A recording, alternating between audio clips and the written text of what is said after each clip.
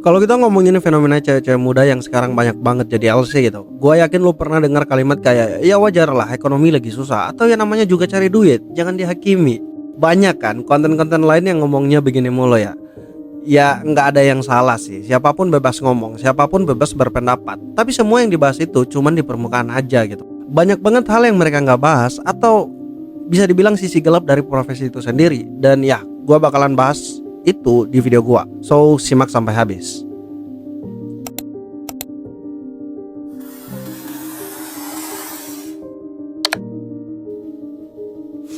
Nah, kalau lu orangnya suka mantengin FYP TikTok atau scroll-scroll Instagram, lu pasti sering nemuin konten kayak cewek-cewek muda pamer outfit kerja malam, story-story di klub dengan caption grinding aja dulu ya kan.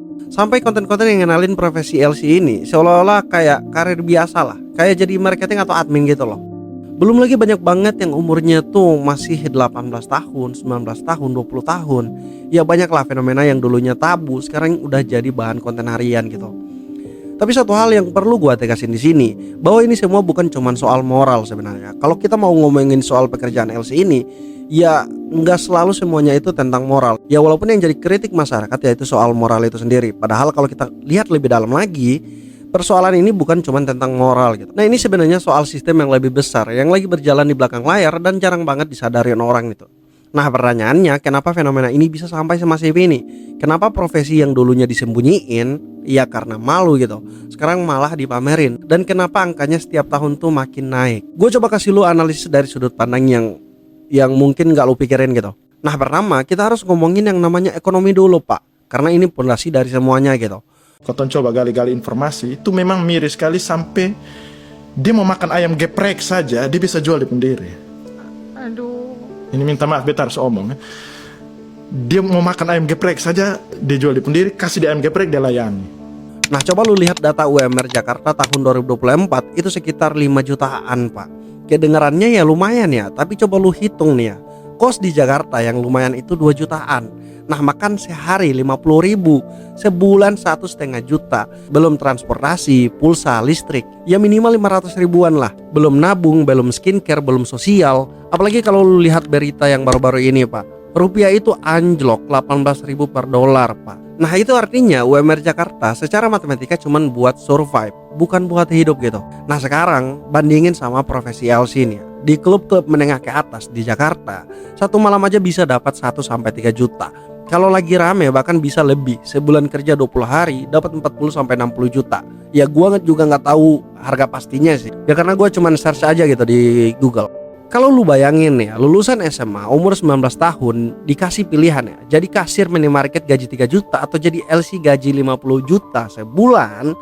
Secara logika ekonomi murni nih ya, jawabannya ya udah jelas gitu. Dan ini bukan gua dukung hal ini ya, ini gua ngejelasin kenapa fenomenanya ini bisa semasif ini gitu. Tapi kalau cuman soal duit doang, sebenarnya fenomena ini udah ada dari dulu. Yang baru di era sekarang adalah satu hal gitu, yaitu normalisasi lewat media sosial. Dulu profesi ini sembunyi-sembunyi, ya wajar lah karena ya malu gitu. Sekarang malah jadi konten. Nah, ada akun-akun yang khusus bahas tips jadi LC pemula. Bayangin aja gitu, ada konten yang ngajarin jadi LC. Padahal dulu jadi LC itu hal yang tabu, hal-hal yang memalukan gitu. Tapi sekarang orang-orang ya udah pada pede gitu buat ngungkapin kalau dirinya tuh LC. Bayangin aja gitu, saking bobroknya pemikiran sekarang. Dan yang anehnya itu ditonton ribuan orang, bahkan jutaan kali. Yang nontonnya siapa? Ya cewek-cewek muda lainnya yang lagi nyari kerja, yang lagi kehimpit utang, yang lagi punya masalah hidup, yang lagi punya masalah dalam ekonomi gitu. Nah, di sini masuk konsep namanya social proof. Di psikologi, kalau lihat banyak orang lain ngelakuin sesuatu, otak lu otomatis nganggap itu hal yang normal dan aman. Jadi ketika seorang cewek 18 tahun buka TikTok nih ya, dan lihat puluhan cewek seumuran dia dengan latar belakangnya yang sama, hidupnya kelihatan lebih enak gitu setelah jadi LC. Otak dia bakal mikir, oh ternyata ini bukan hal yang aneh ya, banyak yang udah ngelakuin. Padahal yang ditampilin di konten itu cuma 5% terbaik dari realita yang terjadi. Karena lu mesti tahu gitu, yang dipost di sosmed itu cuman highlightnya doang. Lu gak bakalan lihat konten cewek LC yang abis dipukulin tamu yang mabok gitu. Lu gak akan lihat yang stres sampai ketergantungan obat. Lu gak akan lihat yang umur 30-an udah gak laku terus bingung mau ngapain karena gak punya skill apa-apa. Yang ditampilin cuman yang lagi liburan ke Bali, yang baru beli iPhone, yang outfitnya branded. Yang kedua, dan ini menurut gua big problem yang sering dilewatin gitu, yaitu krisis figur orang dewasa. Banyak banget cewek muda yang sekarang masuk dunia malam itu sebenarnya datang dari keluarga yang gak harmonis, Pak. Gak harmonis di sini gak harus broken home ya secara teknis gitu. Lebih ke gak ada bonding yang sehat. Orang tua sibuk kerja, pulang-pulang gak pernah ngobrol yang benar, gak pernah ngasih validasi, gak pernah ngajarin self worth. Akibatnya anak tumbuh dengan satu lubang besar di dalam dirinya, yaitu lubang yang harusnya diisi sama rasa dicintai tanpa syarat. Nah di dunia malam, lubang ini keisi sementara gitu. Ada om-om yang muji terus, ada tamu yang ngasih tip gede, ada validasi instan tiap malam. Otaknya bakalan nganggap, oh ini yang namanya dihargai gitu. Padahal yang terjadi adalah transaksi, bukan apresiasi.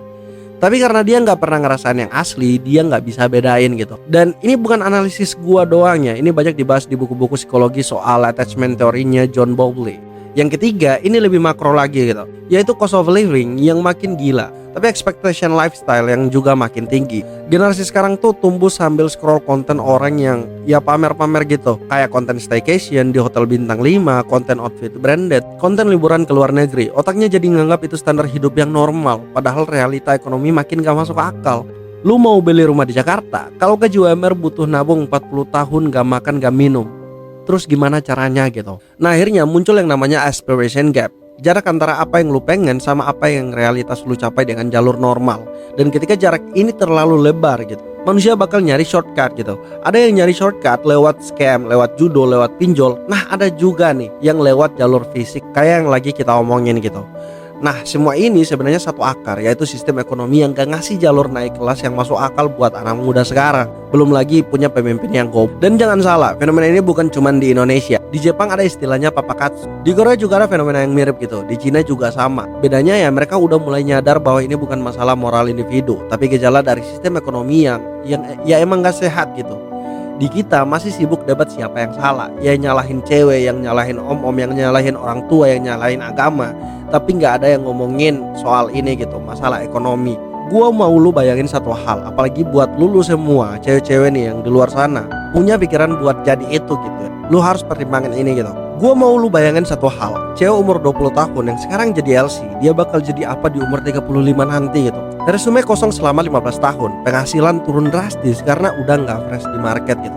Trauma yang numpuk dari pengalaman-pengalaman yang gak enak. Mau balik ke jalur normal, ya tentu susah gitu, karena gapnya udah terlalu jauh. Akhirnya banyak yang stuck di siklus itu sampai benar-benar gak punya pilihan lain. Sekali lu masuk satu jalur, maka makin lama makin susah keluarnya. Nah terus solusinya gimana?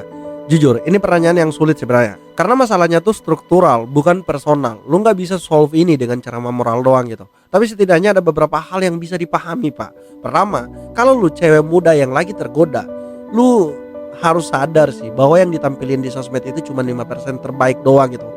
95 sisanya yaitu gelap doang, dan gak ada yang post tentang itu. Kedua, kalau lu orang tua, lu harus sadar gitu bahwa investasi terbesar buat anak lu bukan tabungan pendidikan doang, tapi lu harus punya bonding emosional yang sehat dari kecil.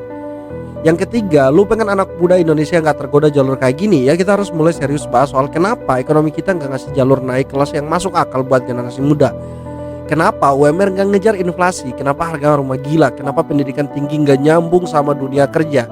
Selama ini semua gak dibenerin. Ya jangan kaget kalau makin banyak anak muda yang ngambil jalur yang dulunya dianggap tabu gitu. Dan yang keempat, ya karena kita punya pemimpin yang gak kompeten, banyak koruptor. Dan ya belum lagi, lu lihat aja lah tuh presiden lu gitu. Dolar gak penting cok katanya. So ya intinya fenomena cewek muda jadi LC ini bukan masalah moral doang sebenarnya. Ini gejala-gejala dari ekonomi yang timpang, gejala dari sosial media yang menormalisasi shortcut, gejala dari krisis figur orang dewasa, gejala dari sistem yang gak ngasih harapan. So selama kita masih ngelihat ini cuman sebagai cewek yang gak benar gitu, kita gak akan pernah nyentuh akar masalahnya. Dunia malam tetap bakalan ramai, kontennya tetap viral gitu. Dan of course generasi muda kita ya paling bakalan hancur gitu. Dan Indonesia Mas 2045 cuaks itu gak bakalan ada. Mungkin sampai di sini dulu obrolan kita hari ini. Kalau ada koreksi atau tambahan ya udah komen aja di bawah. So ya, Gojul, bye.